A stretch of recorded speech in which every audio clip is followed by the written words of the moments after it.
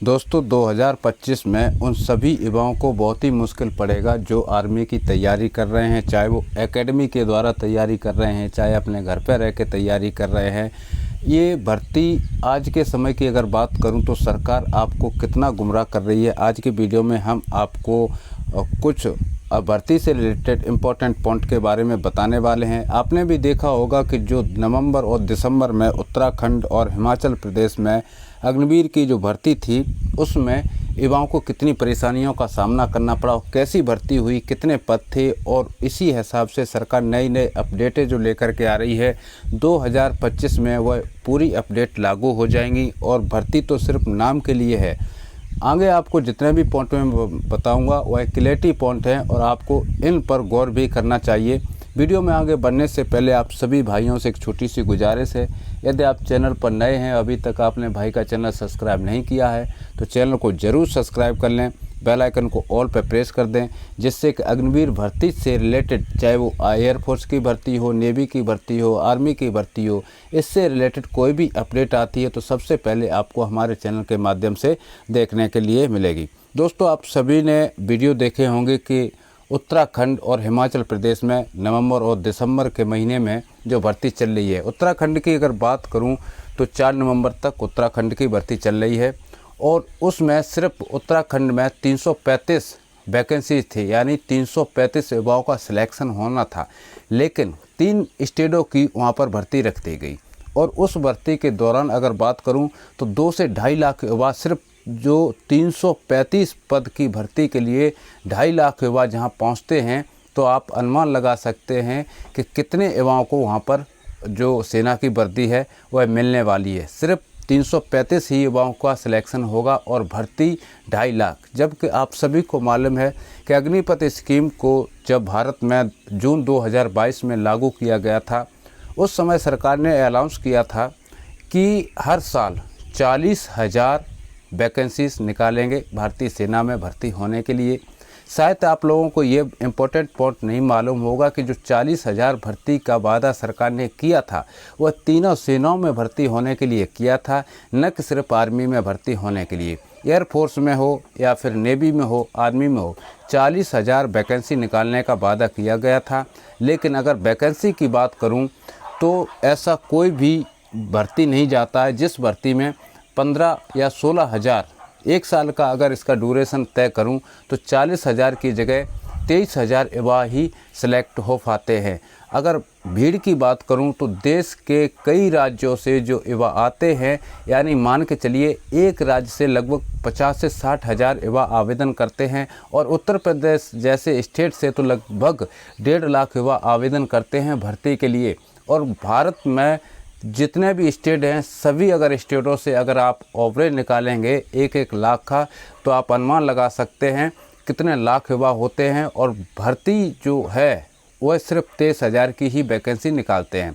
23,000 में काफ़ी सारे ऐसे युवा भी हैं जो ओवरेज हो गए हैं और जो डॉक्यूमेंट प्रक्रिया से बाहर हो गए हैं। उनको छोड़ करके जो फिजिकली कंप्लीट करते हैं, मेडिकल कंप्लीट करते हैं, रिटन कंप्लीट करते हैं, उन युवाओं को भी लास्ट में मेरिट लिस्ट में निकाल दिया जाता है। यानी सरकार का कहना था कि 40,000 पदों पर भर्तियां करेंगे हर साल और 3 से 4 बार भर्ती निकालेंगे।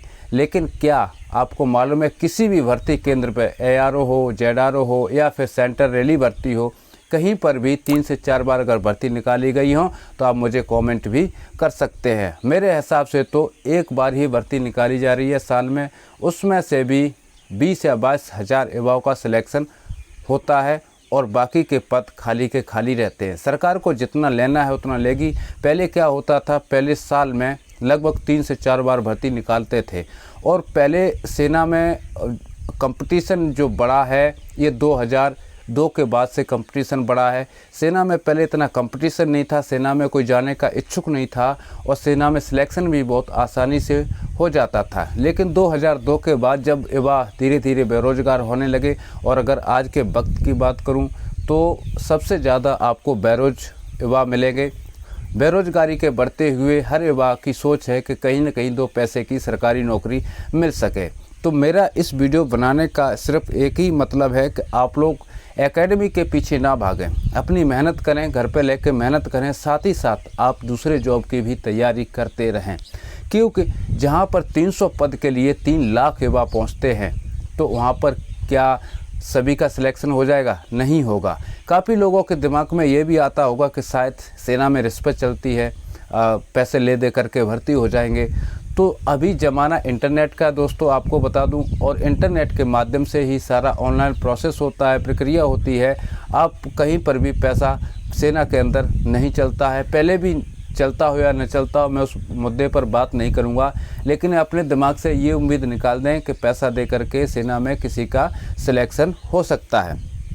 अभी हम बात कर लेते हैं एज रिलैक्सन से लेकर के। तो दोस्तों आपको मैं बता दूं कि जब 2020 और 21 में कोरोना काल चल रहा था और उस समय भर्तियां भी निरस्त की गई, जैसे कि 2020 की जो आर्मी परीक्षा थी वह भी रद्द की गई।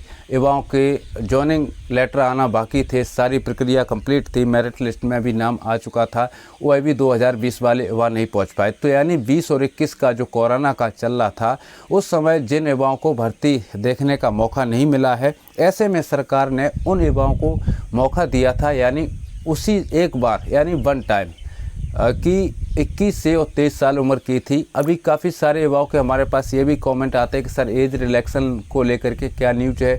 तो मैं आपको बताना चाहता हूं कि अभी तक एज रिलैक्सन को लेकर के कोई न्यूज नहीं है, यानी जो जीडी के लिए भर्ती प्रक्रिया की एज थी वह 21 साल थी और 21 साल ही है, अभी तक तो नहीं बढ़ाई गई है। 2025 में भी उम्मीद आप ना करें कि सरकार एज रिलैक्सन को बढ़ावा दे सकती है। साथ ही आपको मैं यहाँ पर बता दूं कि जैसे कि ऑनलाइन प्रक्रिया परीक्षा की होती थी, हाँ इसमें कुछ चेंजमेंट हो सकता है, यानी अब सबसे पहले ये फिजिकल प्रक्रिया करा सकते हैं, उसके बाद में शारीरिक फिजिकल होने के बाद में 2025 में हो सकता है कि आपका जो रिटन एग्ज़ाम होता है वह लास्ट में कराया जाए। अभी तक जो सूत्रों की बात करूं, जो जानकारी की बात करूं, सोशल मीडिया प्लेटफॉर्म पर बहुत सारे आपको वीडियो मिल जाएंगे और वायरल भी होते हैं, ट्विटर पर भी होते हैं, इंस्टाग्राम पर भी होते हैं, फेसबुक पर भी होते हैं और यूट्यूब पर तो खबरों का भंडार है, आप सभी को मालूम है।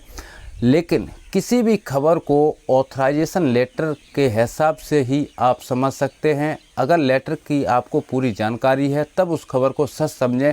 फिलहाल एज रिलैक्सन को लेकर के सोशल मीडिया प्लेटफॉर्म पर जितने भी अफवाहें चल रही हैं वह सब झूठ हैं। आप गुमराह बिल्कुल ना हों, अपने जॉब की तैयारी करते रहें, साथ ही साथ आप अग्निवीर के साथ साथ दूसरे जॉब की भी तैयारी करते रहें। लेकिन मैंने पिछले वीडियो में ये भी बताया था कि 2025 में जो युवा सेना में जाना चाहते हैं तो सबसे बेस्ट उनके लिए क्या रहेगा। तो अगर मैं मेरी समझ की बात करूं तो आपके लिए सबसे बेस्ट है ट्रेड्स की आप सर्विस देखें, यानी ट्रेड के लिए आप अप्लाई करें। जीडी के चक्कर को आप छोड़ दें। जो युवा ओवर एज हो गए हैं, यानी 21 साल से एज कंप्लीट करके पार हो गए हैं, यानी 21 साल से ज़्यादा हो गए, तो उनके लिए टेक्निकल की आप भर्ती देख सकते हैं जिसमें आपको 23 साल मिल सकती है। एजुकेशनल भी आप देख सकते हैं जिसमें आपको 25 ईयर्स मिल सकता है। लेकिन जो ट्रेड में भर्ती होता है, जैसे कि एयरफोर्स में आप ट्रेड से लेके जाते हैं, एएमसी में ले जाते हैं या फिर टेक्निकल ट्रेड से भारतीय सेना में भी आते हैं, तो उसमें अग्निवीर को चांस बन जाते हैं कि 100 में से 100% वह परमानेंट हो सकता है कि वह ट्रेड से लेकर आया है। ट्रेड में ये प्रावधान होता है, आपको उसी हिसाब से ट्रेनिंग दी जाती है, जिस ट्रेड से आप होते हैं उसी हिसाब से, तो 100% आपको वहाँ पर सिलेक्शन हो जाता है। तो दोस्तों जो इस वीडियो के माध्यम से हमने जितने भी पॉइंट बताए हैं आपकी भलाई के लिए हैं। आप व्यर्थ में अपना पैसा खर्च ना करें और सेना के साथ साथ सेना की तैयारी कर रहे हैं, हो जाता है तो सोने पर सुहागा, और नहीं होता है तो आप अपने दूसरे जॉब की भी तैयारी साथ रखें, क्योंकि ये सरकार आपको बेवकूफ़ बना रही है। इसी के साथ जय हिंद, जय भारत,